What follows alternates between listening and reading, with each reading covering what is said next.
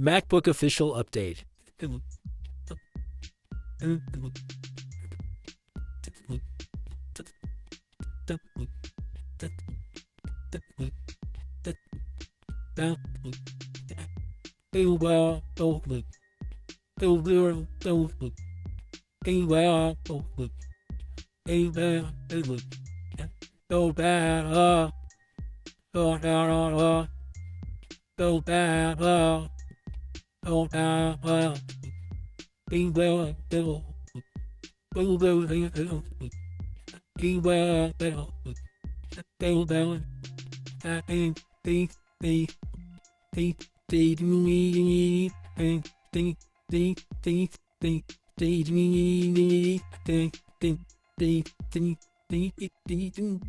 Now clicking on the update will restart your MacBook and it will take 5 to 10 minutes.